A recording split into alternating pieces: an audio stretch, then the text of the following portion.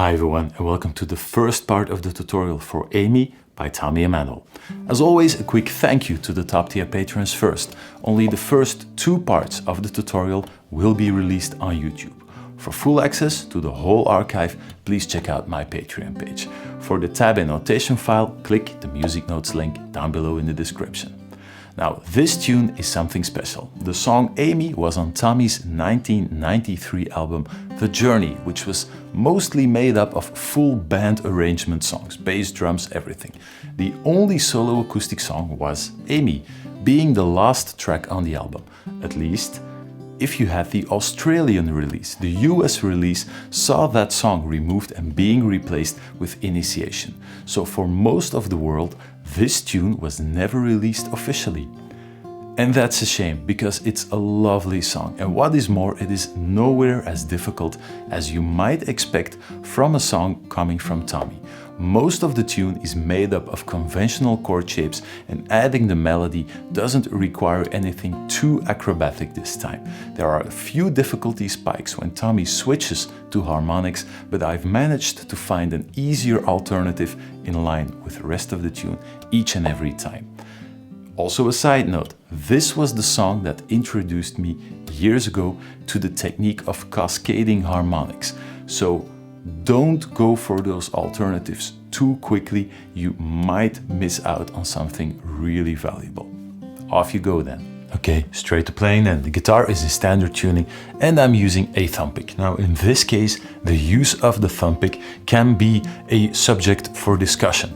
I'm pretty sure that in this case, Tommy is using the thumb pick only to give each and every harmonic in the song a really crisp and clear attack, a really nice bright sound. If you can do that without the thumb pick, then there is actually no real reason to be using one. So as always, see what works for you and then just go for it. Let me start out with the intro, and right away you will hear what I'm talking about when I'm saying those harmonics have to sound really crisp and clear. Here we go.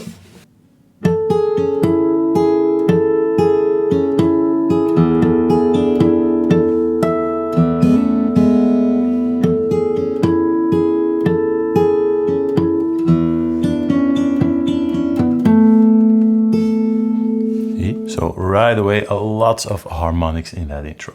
But the fingerings aren't too difficult, at least not the first part.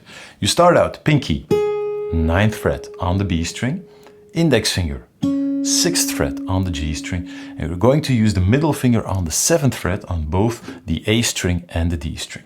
You start out with the first harmonic, 7th fret on the A string, while pushing down on those other two fingers. That's the first part. So harmonic on the 7th fret, lightly touching, and then B string, G string, while holding down the 9th fret and the 6th fret. Then you swap over the middle finger to the 7th fret on the A string, and again just play a harmonic. And back to just picking the B string, still holding down the 6th fret. You're going to hold this down throughout almost the entire intro. Back to the D string.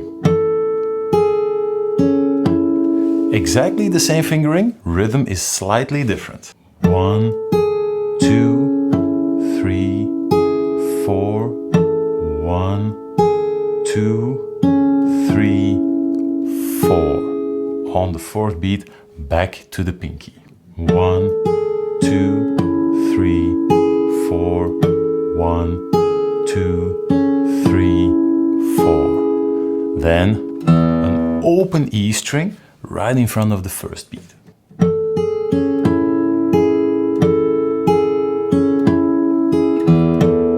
And again a harmonic on the first beat. That low open E string keeps ringing out underneath the next bar.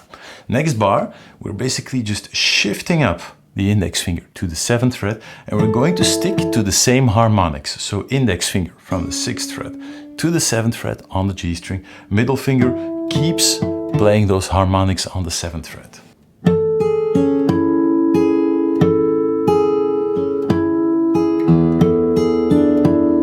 Exactly the same picking pattern,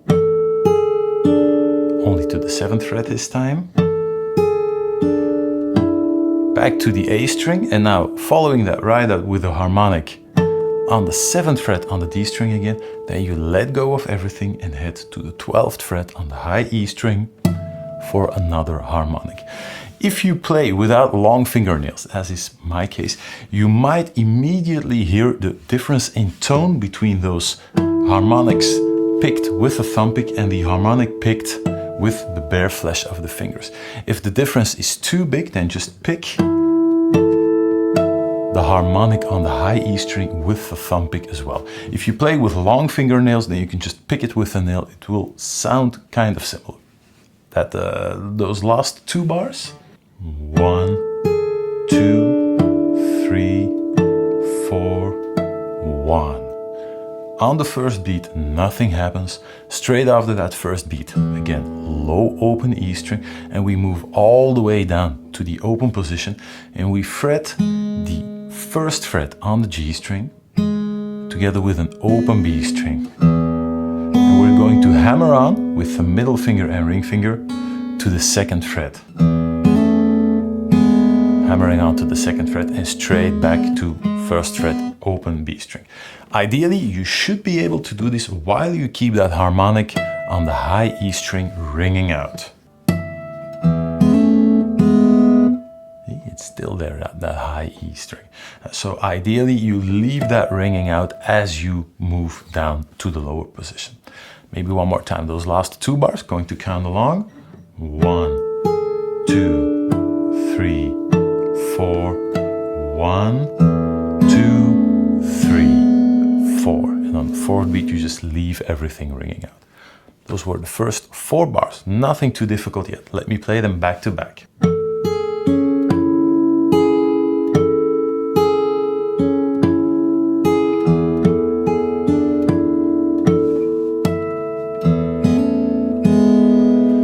Then the next 2 bars are the exact same thing.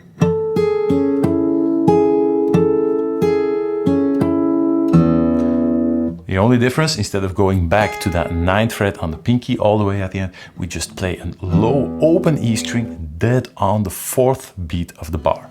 1, 2, 3, 4, 1, 2, 3, 4. Low open E string. And then we move into what I think is the trickiest section of the whole tune, but I'm going to give you an alternative straight away. Tommy goes for this: index finger, 7th fret on the G string, ring finger, 11th fret on the D string. He keeps both of those strings vibrating while reaching with the middle finger for the 7th fret harmonic on both the A string and the E string. Now this is a really difficult stretch to pull off cleanly.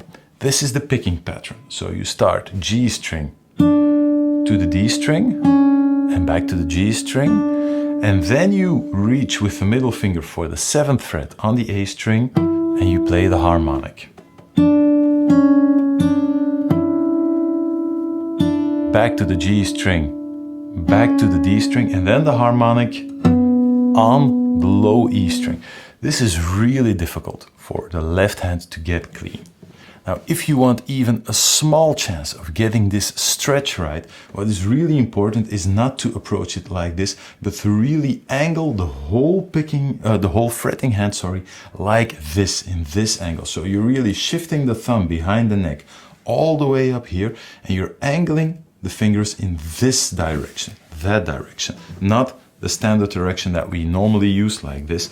Really angle it like this, press down hard on the pinky, and then try to stretch the middle finger to get to that 7th fret. But this angle is crucial to making this part work.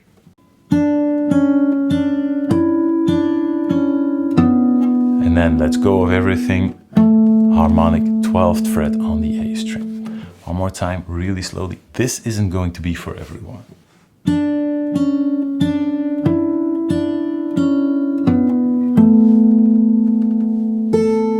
One more thing you have to play all the way at the end to conclude the intro, just the 5th fret on the high E string. Now, This is probably not going to be for everyone. There is an alternative if we leave out those harmonics and just play the melody using simple fingerings. Then you get this. And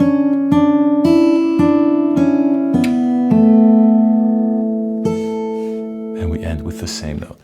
Same thing, we're playing sort of an overlapping arpeggio. We start index finger, 3rd fret on the B string, pinky, 6th fret on the G string. We're going to use an open E string on top as well. B string to the G string, back to the B string, and to the high E string. B string, G string, and then we let go of the 3rd fret and we pick an open B string after that.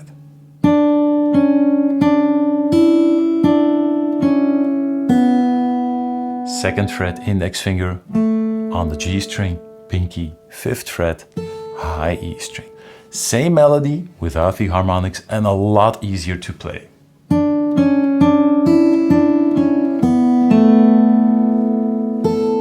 And you sort of get the same overlapping effect as with the harmonics.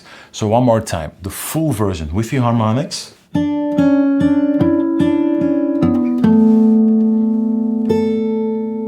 Or with the standard fretted notes.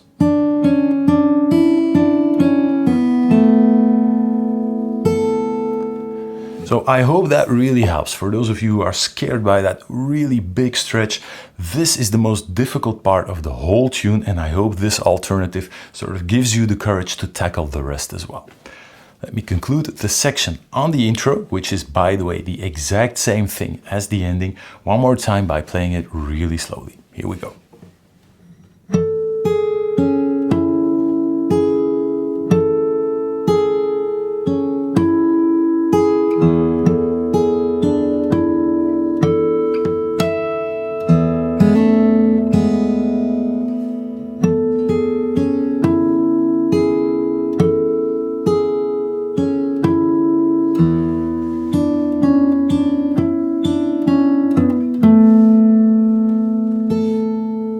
Playing it that slow certainly doesn't make that big stretch easier. One more pointer that I can give you: if you find that your harmonics aren't bright enough to your taste, try picking a little bit closer to the bridge. Picking a harmonic like this sounds okay, but if you pick with the exact same intensity closer to the bridge, as you can hear, the tone gets brighter and brighter. So you may have seen me move back the thumb pick a few times while playing this section. The more you pick towards the bridge, the clearer those harmonics are going to sound. Once you get the intro down, it's time to move into the verse. I'll see you there.